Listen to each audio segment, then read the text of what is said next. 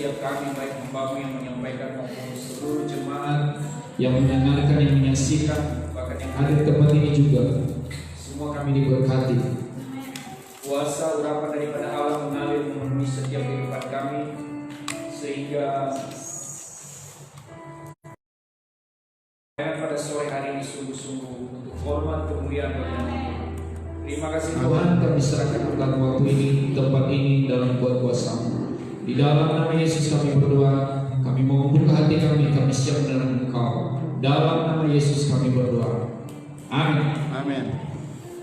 Shalom Bapak Ibu Saudara. Shalom. Puji Tuhan.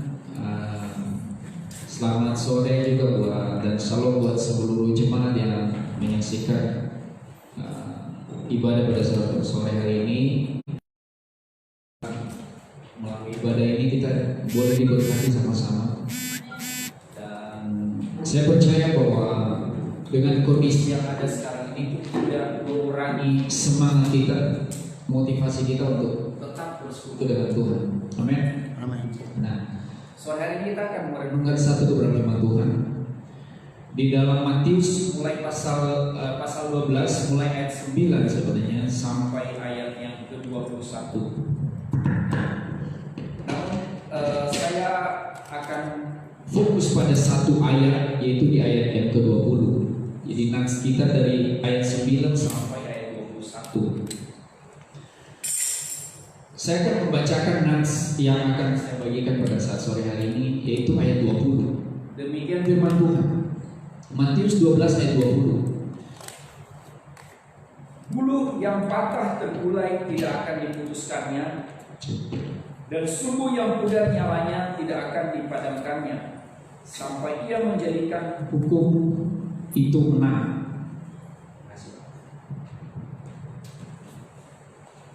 Itu yang akan menjadi perenungan kita pada saat sore hari ini. Sebenarnya minggu ini kami sedang berduka. Ya, tanggal 28 kemarin keluarga istri saya, omnya istri saya itu meninggal di Amerika Serikat. Mereka di California. Awal Maret kemarin mereka sebenarnya pulang ke Indonesia setelah Imlek itu mereka libur ke Indonesia di Batu Ceper, mereka rumah mereka yang dulu kami tempatin itu. Dan waktu mereka datang, tante sampaikan ke saya, Nius, kalau keluarga panggil saya Nius, tante sudah di Batu Ceper, main ke rumah.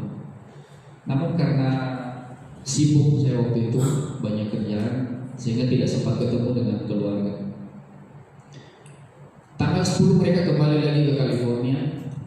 Dan kemarin pagi, ya tanggal 28 kemarin, tante yang paling bontot yang tinggal di Philadelphia, ya, di Philadelphia telepon ke kami pagi-pagi, telepon pagi-pagi. Kita kan kalau subuh mereka udah sore, kita baru bangun udah sore di tempat mereka. Dan ternyata diangkat teleponnya, itu beritanya om saya itu meninggal. Jadi baru dari tanggal 10 terakhir mereka di Indonesia sampai di Amerika itu tanggal 28 kemarin meninggal. Jadi awalnya tidak lama, memang sebelumnya dia ada penyakit asma ya, sesak nafas paru-paru gitu. Dan tiba-tiba nggak ada sakit terlalu lama. Malam itu mereka masih sempat, ketika tante cerita mereka masih sempat makan bareng dengan anak-anaknya. Ada 2 anaknya cowok di sana. Tetapi paginya tidak bernyawa lagi. Dan dalam buat kami karena terakhir mereka datang ke Indonesia tidak sempat ketemu, ya, dan kehilangan, kami sangat kehilangan. Tetapi itu hiburan, walaupun sampai hari ini belum ada konfirmasi yang menyatakan apakah dia karena COVID-19 ini atau apa, belum ada. Memang hari itu langsung dibawa ke rumah sakit dan sedang diurus untuk pemakaman di sana. Jadi keluarga yang ada di Indonesia pun ya tidak bisa berbuat apa-apa karena tidak mungkin terbang ke sana dalam waktu yang cepat itu. Ya. Tetapi sore hari itu tetap saya bersyukur untuk setiap anugerah Tuhan. Karena saya melihat secara pribadi bahwa hidup yang ada sekarang ini pun seperti sungguh, seperti rasanya seperti firman Tuhan. Hidup kita yang ada, hidupku yang secara pribadi. seperti bulu yang patah itu, dan seperti sumur yang pudarnya. Itu awalnya kehidupan saya yang saya alami. Ketika saya mulai mempersiapkan firman Tuhan ini, waktu Pak Pendeta sampaikan ke saya tanggal 29, jadi menyampaikan firman Tuhan di SWS, dan saya bilang oke, kita doakan. Saya berdoa, Tuhan apa yang saya mau sampaikan? Satu ayat ini yang Tuhan sampaikan kepada saya, dan saya renungkan dalam-dalam maksud Tuhan apa. Saya kepada Tuhan, dan benar-benar saya dibawa dalam suasana yang bagi saya itu sangat menyakitkan dan sulit untuk saya ambil keputusan. Kenapa? 3 hari perhadapkan saya dengan satu situasi di dalam lingkungan dalam pekerjaan saya. Ada satu staf kami yang melakukan, sebenarnya bukan penipuan ya, tapi melakukan semacam ya penipuan, katakanlah penipuan. Jadi mereka double PO dalam pekerjaan itu, dengan jadi kerjasama dengan klien kami, dan kemudian dia minta fee diam-diam, sementara dalam aturan kami itu tidak boleh melakukan hal demikian. Itu jelas. Makanya waktu saya pernah cerita dengan Pak Pendeta, sebenarnya punya kesempatan untuk melakukan kecurangan dalam setiap keadaan itu, tetapi saya tahu ada aturan di dalam perusahaan kami, sehingga saya tidak berani untuk melakukan itu. Bukan tidak berani, saya tahu itu aturan dan saya tidak melanggar. Tetapi teman-teman kami ini diam-diam melakukan hal demikian, dan itu lumayan, sudah berjalan mungkin sekitar 2 tahun, dan yang mungkin puluhan juta dilakukan. Dia dapatkan duit dari hal seperti itu. Dia minta fee dia dengan cara-cara tertentu dengan klien kami. Tapi pada saatnya Februari kemarin tuh ketahuan. Jadi panjang ceritanya, tiba-tiba yang klien kami ini yang justru terlibat dalam penipuan ini, dia datang mengaku kepada bos saya, Pak, sebenarnya ada semua cerita gini-gini, dan intinya ada staf bapak jadi maling gitu. Wah, ketika bos saya kasih tahu, Jun, bagaimana? Ini saya ada masalah begini. Menurut kamu bagaimana? Itu bos saya sudah kekeh untuk dipolisikan. Tetapi hati saya masih berpikir, kasihan ini orang kalau dipolisikan, dia punya istri, dia punya anak. Ya. Tapi tujuannya biar orang ini efek jerah itu, dan supaya dipermalukan. 1 hari, 2 hari, sampai bos saya nanya lagi bagaimana. Saya bilang, Pak, mohon untuk tidak dipolisikan, tapi kita panggil baik-baik, kita tanya benar nggak. Akhirnya bos saya setuju, dan oke, kami panggil. Itu pun mau dipanggil lagi beberapa orang, semua karyawan itu supaya tahu. Tapi ternyata saya bilang tidak. Saya sarankan untuk ya saya dengan mungkin ada perwakilan dari teman-teman di kerjaan itu. Akhirnya kami bertemu cuma 4 orang kami dengan orang yang melakukan kesalahan ini. Awalnya dia tidak mengaku, tetapi bos saya mengatakan ada bukti-bukti transfer uangnya ada, bukti penipuannya ada, semua lengkap, sudah dikumpulin semua data-datanya. Dan itu saat seperti itulah saya katakan, ini sebenarnya ini sudah rasanya seperti bulu yang patah terkulai, tetapi Tuhan katakan tidak akan diputuskannya, dan sumur yang pudar nyalanya tidak akan dipadamkannya. Sebenarnya saat itu saya udah tinggal, kan udah mau putus kan, udah saya putuskan aja. Atau itu seperti sumbu yang nyalanya sudah redup, mungkin sudah di bawah 5 watt, sudah tinggal mati, sentil kalau lilin itu tiup mati. Sebagai manusia lama yang belum diubahkan di dalam Tuhan, rasanya seperti itu. Tetapi Tuhan tidak demikian. Tuhan Yesus dalam kondisi sekarang ini pun kita masih mengalami kehidupan seperti bulu yang patah terkulai dan seperti sumur yang pudar nyalanya. Kondisi kita dalam kondisi yang mengkhawatirkan sekarang ini dengan wabah corona ini. Nah, Bapak Ibu Saudara, saya mengalami hal yang luar biasa, dan itu sebenarnya saya pikir kalau secara aturan manusia ya udah kita polisikan aja ini orang yang tadi saya ceritakan. Tetapi saya ingat firman Tuhan ini konfirmasi Tuhan. Tuhan saja melakukan hal demikian, begitu mengasihi. Ketika dia melihat orang-orang berdosa, karena apa? Jelas apa yang menjadi tujuannya datang ke dunia itu untuk membawa pembebasan, untuk melepaskan orang-orang yang terikat dengan dosa, membebaskan belenggu-belenggu dosa, bahkan membebaskan, untuk memberitakan pembebasan kepada orang-orang yang tertawan oleh dosa, dan kepada orang-orang yang terkurung dalam Yesaya 61 itu dikatakan untuk memberikan pembebasan kepada orang-orang tawanan dan kepada orang-orang terkurung kelepasan dari penjara dan seterusnya. Itu dalam Yesaya. Tujuannya jelas. Nah, rasanya ketika kita sebagai manusia, rasanya ini hati itu ya sudahlah, tiup saja. Tetapi saya masih punya hati nurani. Dan itu konfirmasi Tuhan buat saya. Saya bilang puji Tuhan, terima kasih.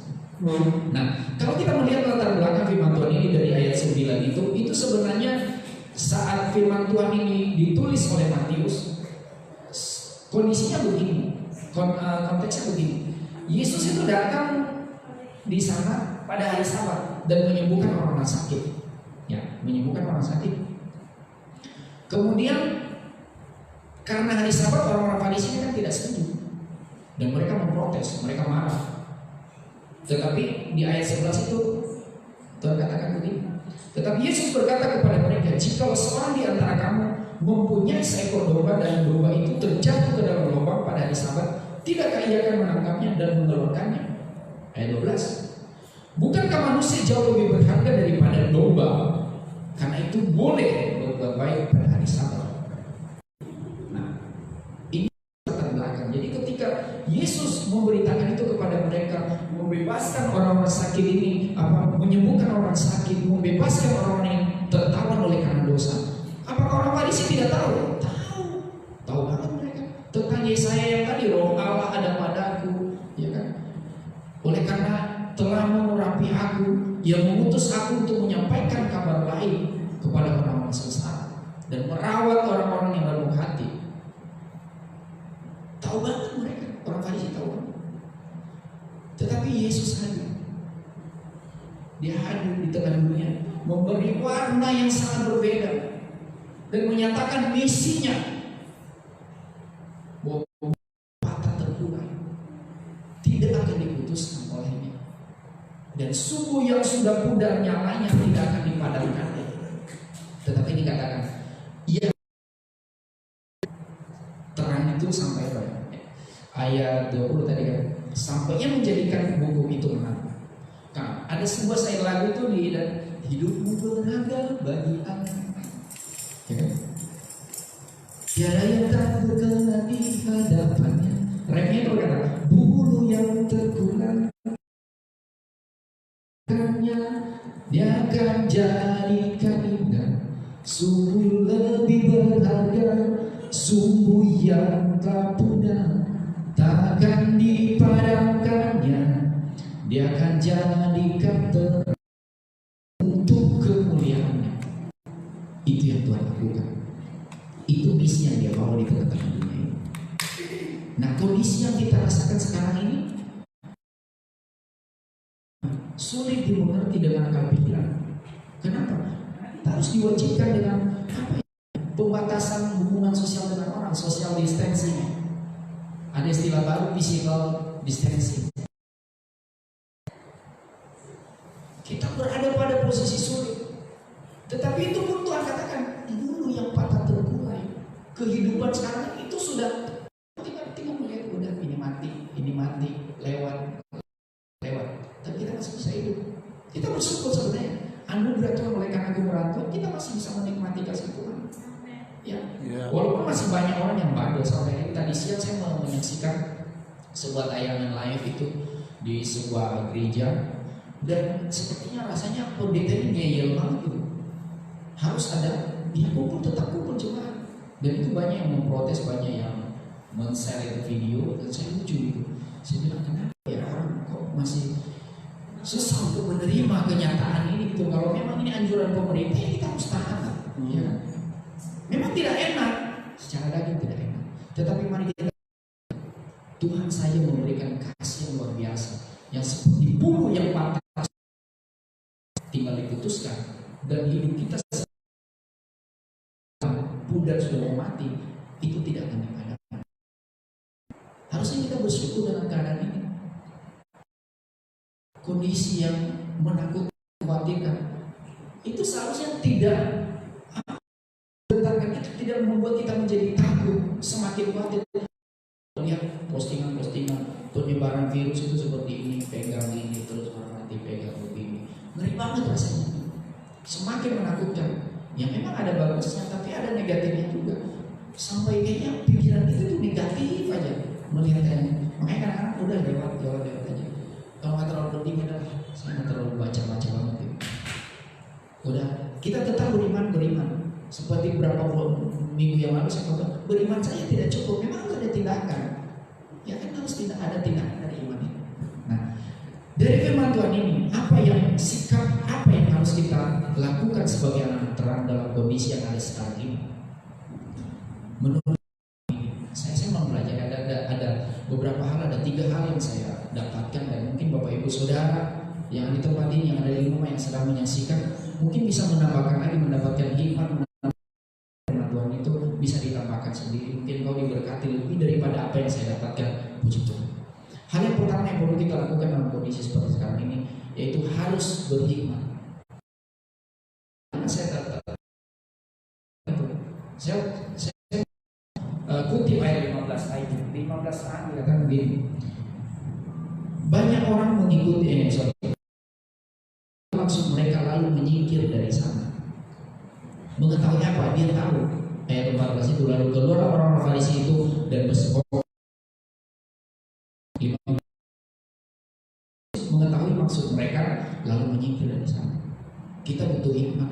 Di tengah-tengah kondisi yang ada sekarang ini, itu membuat kita semakin, yang tadi saya katakan, semakin takut, semakin khawatir. Bahkan mungkin ada orang yang kabur, mungkin tidak seperti kita, tapi ada orang di luar sudah bingung mau ngapain. Apalagi yang mungkin harus dibatasi.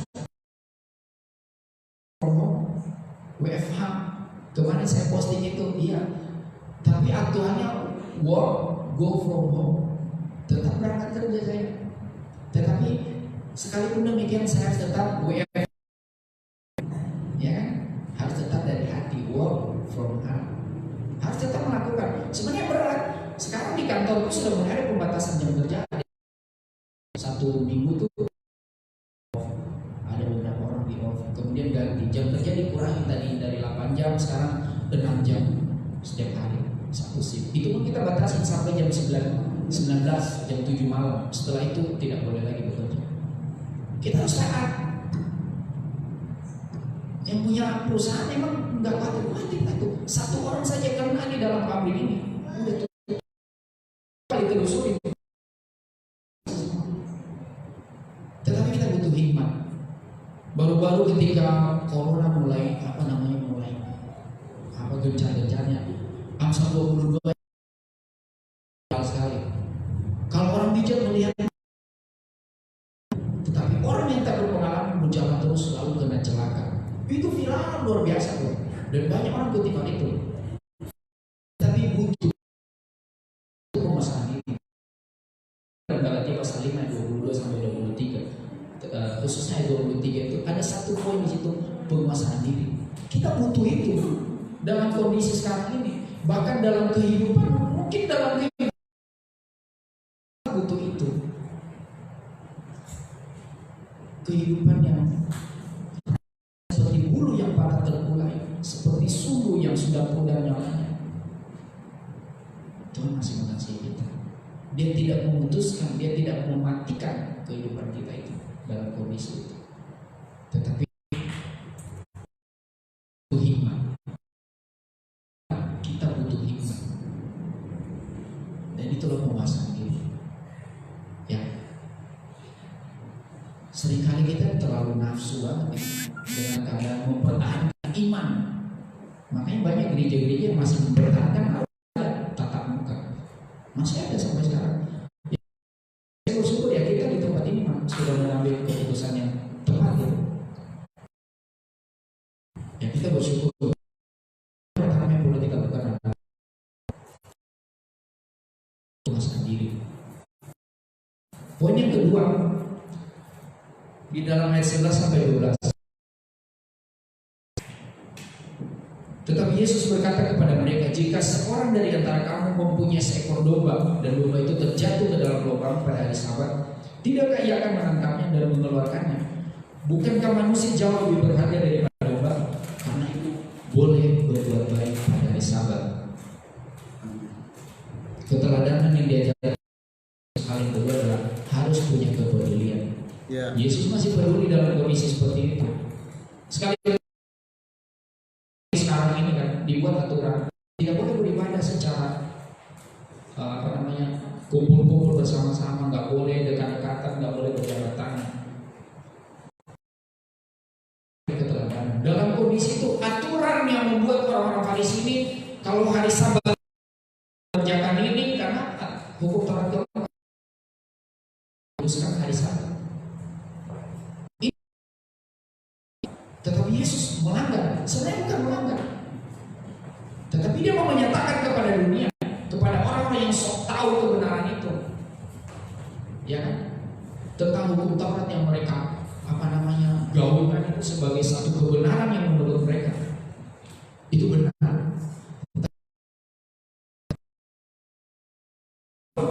Yang sakit mungkin menuju kematian, tetapi dia harus menyembuhkan orang itu pada hari Sabat. Itu kepedulian yang Tuhan berikan. Tuhan berikan sebagai keteladanan bagi kita. Karena apa? Dia mau nyatakan kepada orang-orang bahwa hidup ini jauh lebih berharga daripada seekor domba. Lah orang-orang Farisi, kalau dombanya jatuh, karena di masa itu mungkin mereka seperti peternak ya. Dan kalau masuk lubang, apakah mereka tidak mengambil? Pasti mereka mengambil. Nah itu aja mereka ambil dombanya ketika jatuh dalam lubang. Apalagi Yesus katakan orang yang sudah sakit ini harus disembuhkan. Di situ dia kan seorang yang mati sebelah tangannya, mereka mereka bertanya, bolehkah? Mereka menjebakkan di ayat 10, bolehkah menyembuhkan orang pada hari Sabat? Ini kepedulian yang Tuhan lakukan. Dalam kondisi seperti sekarang ini juga, itu yang mengkhawatirkan kita dengan pembatasan hubungan sosial dengan orang, dengan social distancing. Itu seharusnya kita semakin peduli, saling menguatkan bukan saling melemahkan. Apalagi bagikan hal-hal yang hoax itu yang gak karu-karuan itu. Saya kadang-kadang baca benar-benar dulu. Kadang-kadang kalau nggak penting, saya nggak terlalu ini. Ya. Kadang-kadang terlalu baru ini belum baca juga langsung share. Itu bahaya banget.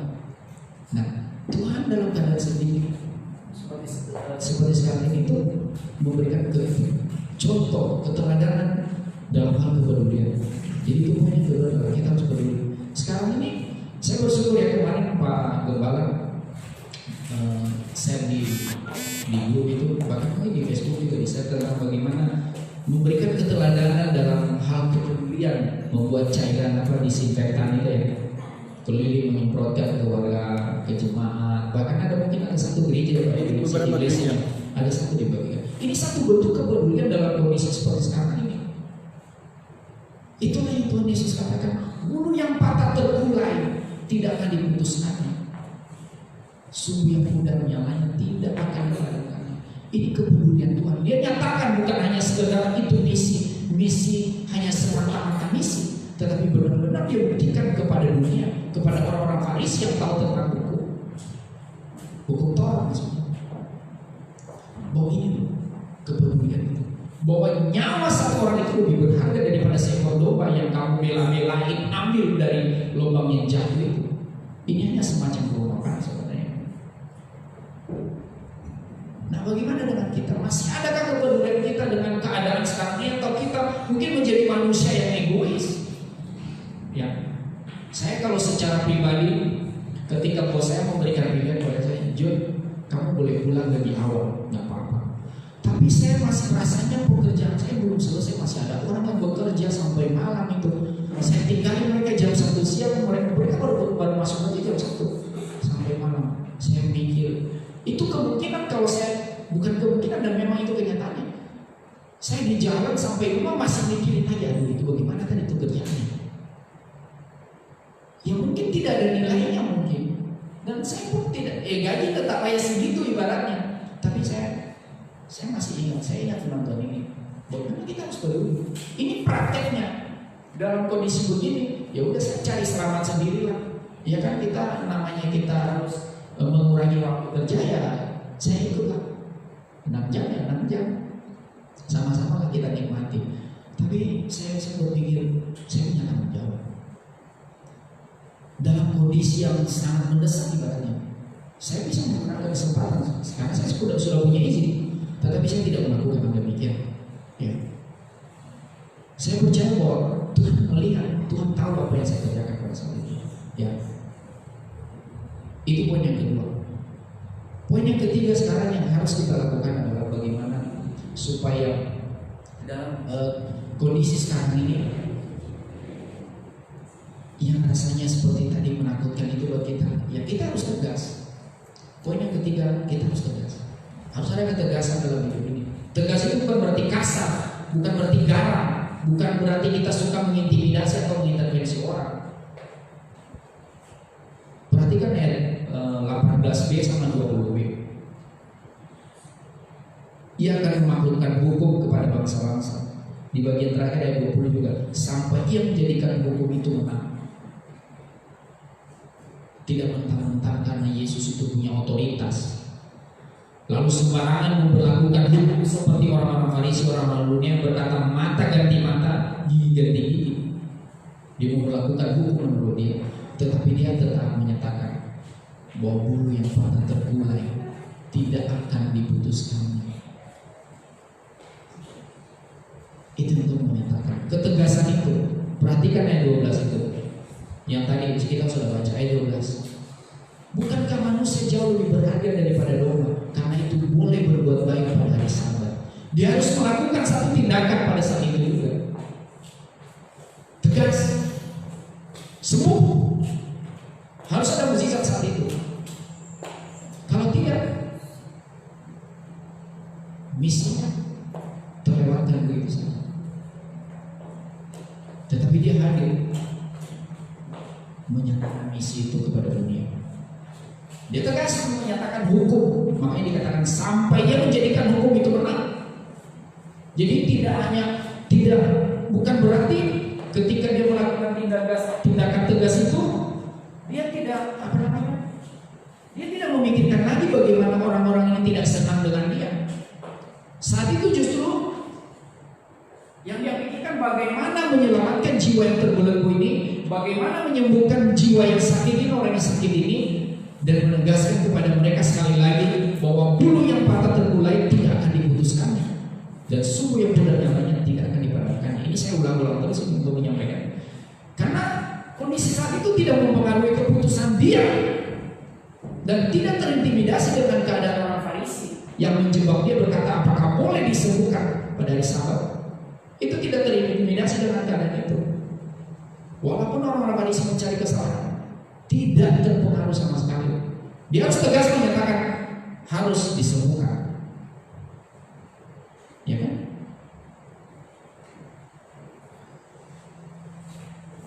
Jadi boleh berbuat baik pada hari Sabat. Dia tegaskan hal itu.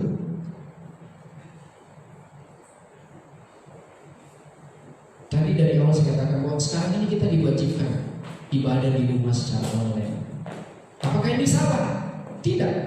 Gereja tegas untuk menyatakan ini aturan. Walaupun masih ada orang yang ngeyel. Makanya sekarang banyak meme-meme di media sosial itu kan disuruh ibadah online, ngotot aja protes. Tapi giliran ibadah online mulu. Itu yang terjadi dan memang itu kenyataan. Itu tidak pandang bulu itu rasanya. Kalau saya perhatikan, karena saya sering lihat di gereja seperti itu. Kalau di sini di jemaat kita mungkin nggak ada, tapi di jemaat lain mungkin ada. Di sini nggak ada, tapi di sana sini banyak. Benar ya? Itu. Kita diwajibkan harus begini, harus ibadah online, nggak boleh kumpul rame-rame. Bahkan ada orang yang tetap ngotot itu dengan alasan iman lah, dengan kutipan ayat ini, ayat itulah. Ya kan, menegaskan bahwa bahkan banyak yang memperdebatkan melalui forum komunikasi Kristen di media sosial. Saya mengikuti beberapa forum komunikasi itu memperdebatkan dan saling melemahkan lintas denominasi gereja pun ada, ya kan?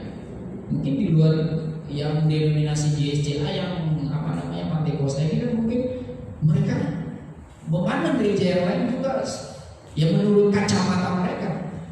Tetapi kita harus tegas. Ya di gereja kita sudah bersikap tegas. Yang tadinya kayak minggu lalu itu detik-detik terakhir saya masih ingat jam 00:23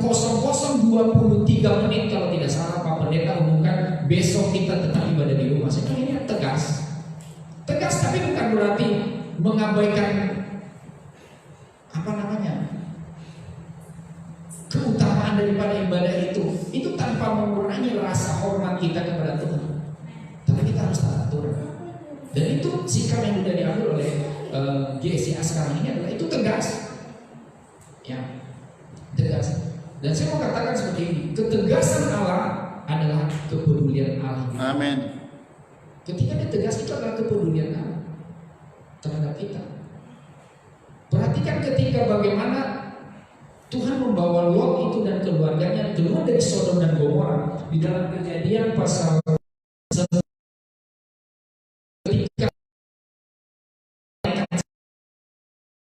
ketika dikatakan di sana ketika mereka berlambat-lambat maka tangannya diambil, tangan si Lot, tangan istrinya dan anaknya ditarik, ayo buruan keluar dari sini. Kesan Allah dan sekaligus adalah kepedulian Allah kepada kita. Jadi tidak main-main gitu. Tuhan benar-benar menyatakan bahwa bulu yang patah terkulai tidak akan diputuskannya dan sumur yang sudah pudar nyalanya tidak akan dipadamkannya sampai dia menjadikan hukum itu menang, dan itu adalah ketegasan. Kita tidak tahu berapa lama lagi dalam diri kita, tetapi Tuhan masih peduli dengan kita. Tuhan masih peduli dengan kita. Yang tadi saya katakan ketegasan Allah adalah kepedulian Allah terhadap kita. Dia tidak membiarkan kita. Seperti contoh tadi saya katakan, bagaimana ketika Lot berlama-lama dia tarik tangan, ayo buruan keluar dari sini. Kalau tidak, engkau akan binasa. Nah ini loh yang Tuhan mau katakan pada kita. Aku masih tetap peduli. Dalam kondisi engkau khawatir saat ini pun, dalam kondisi kita takut, bahkan mungkin dalam kondisi yang tidak menentu tak apa yang terjadi besok pun, Tuhan masih tetap peduli dengan kehidupan kita. Ya. Yang penting hal ketiga hal ini kita perlu lakukan.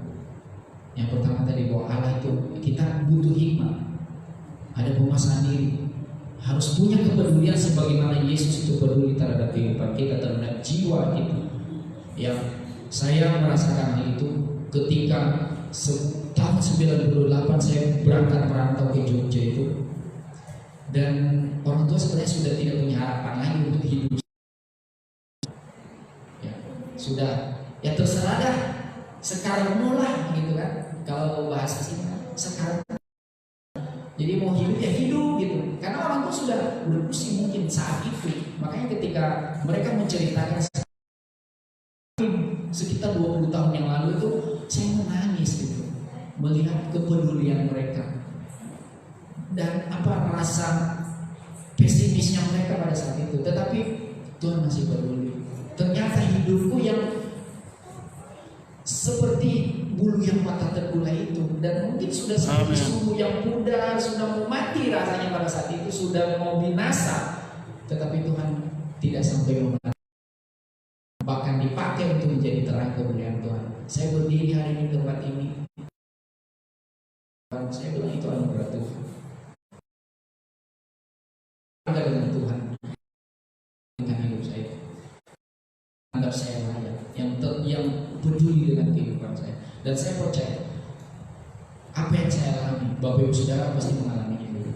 Karena Allah masih tetap peduli dengan siapa saja yang mau datang, mau memberikan hati, memberikan hidup untuk dipulihkan, diperbarui. Karena memang itu misinya Tuhan datang ke tengah-tengah dunia untuk membawa kebebasan, melepaskan orang-orang yang terikat dengan dosa, dan memberikan kemenangan, memberikan keselamatan. Itu yang menjadi. Nah, untuk menutup firman Tuhan hari ini, ada satu kesaksian yang saya baca dalam sebuah artikel. Ini kesaksian nyata. Ada satu misionaris yang mendirikan sebuah pelayanan di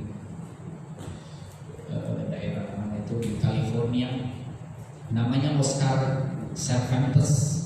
Kalau saya tidak salah menyebutkan namanya Oscar Cervantes. Dia ini sudah dipenjara sekitar 17 kali, dipenjara keluar masuk penjara karena melakukan berbagai macam kejahatan. Ya.